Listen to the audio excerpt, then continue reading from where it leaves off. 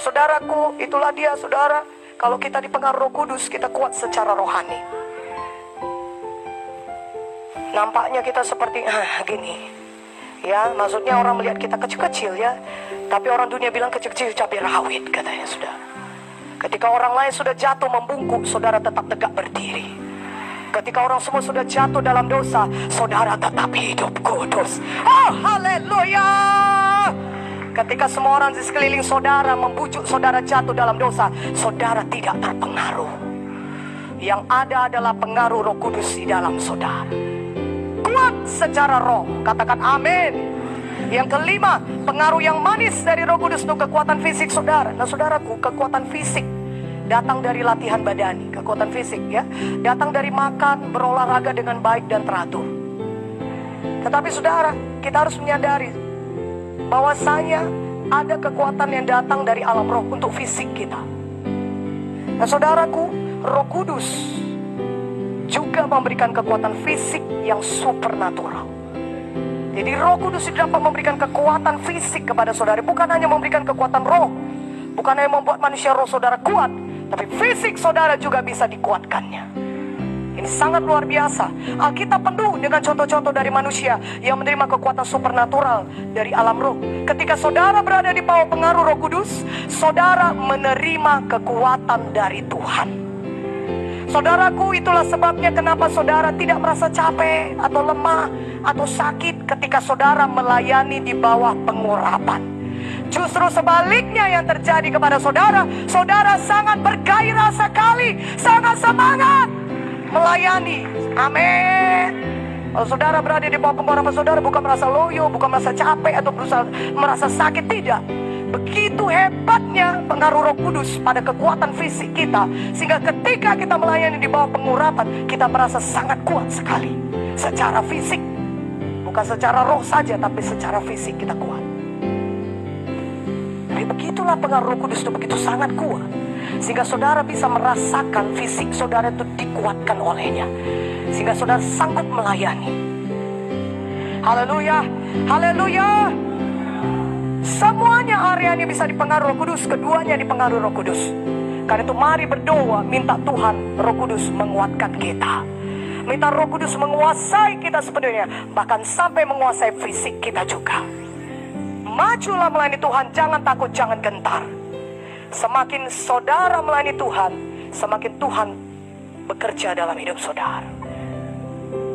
Saudaraku, barang siapa yang takut mempertahankan, dia takut kehilangan nyawanya. Mana siapa yang mempertahankan nyawanya, dia akan kehilangan nyawanya. Tapi di mana ketika saudara tidak takut akan apapun, karena saudara percaya kepada kuasa Roh Kudus yang menyertai saudara, maka Roh Kudus bisa bekerja luar biasa.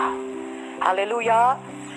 Saudaraku, kita sampai kepada keenam, pengaruh yang manis dari urapan untuk level intelijensia saudara. Intelijensia didefinisikan sebagai kapasitas untuk belajar, pemikiran saudara, dan pengertian saudara. Itulah intelijensia saudara. Intelijensia juga kecerdasan. Dan intelijensia juga artinya kemampuan untuk menangkap kebenaran-kebenaran dan untuk memegang kebenaran-kebenaran, merangkulnya, memegangnya, mengertinya, dan juga hubungan-hubungan, fakta-fakta, dan pengertian-pengertian. Itulah dia intelijensia.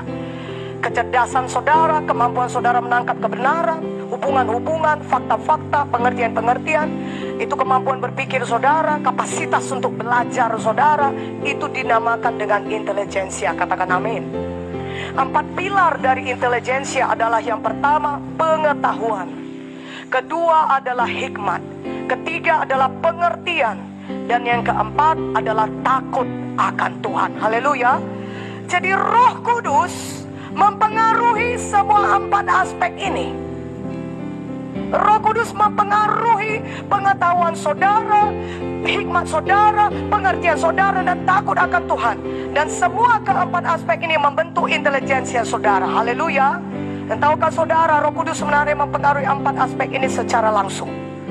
Karena itu kita sangat diberkati. Amin. Karena dengan demikian pengetahuan kita bisa bertambah, hikmat kita bisa bertambah-tambah, pengertian kita juga, dan takut akan Tuhan juga. Amin. Pengetahuan itu adalah informasi yang saudara butuhkan. Itulah dia pengetahuan. Saudara baca Alkitab, ayat yang saudara baca, firman yang saudara, itu informasi bagi saudara. Katakan amin. Saudara datang di sesi summit ini, saudara datang summit dan saudara dengar khotbah sedang diberitakan, pengajaran firman sedang diberitakan kepada saudara, itu informasi bagi saudara. Itulah dia pengetahuan. Katakan amin.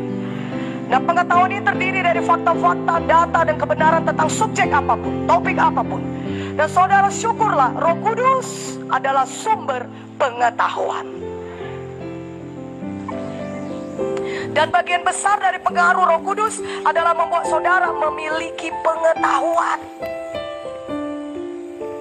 Jadi saudaraku, Tuhan itu justru mau saudara penuh dengan pengetahuan.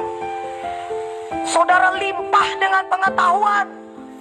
Karena bagian besar dari pengaruh Roh Kudus adalah membuat saudara penuh dengan pengetahuan. Bukan jadi orang yang tidak berpengetahuan. Justru penuh Roh Kudus akan membuat saudara penuh dengan pengetahuan. Berikan kemuliaan bagi nama Tuhan. Haleluya.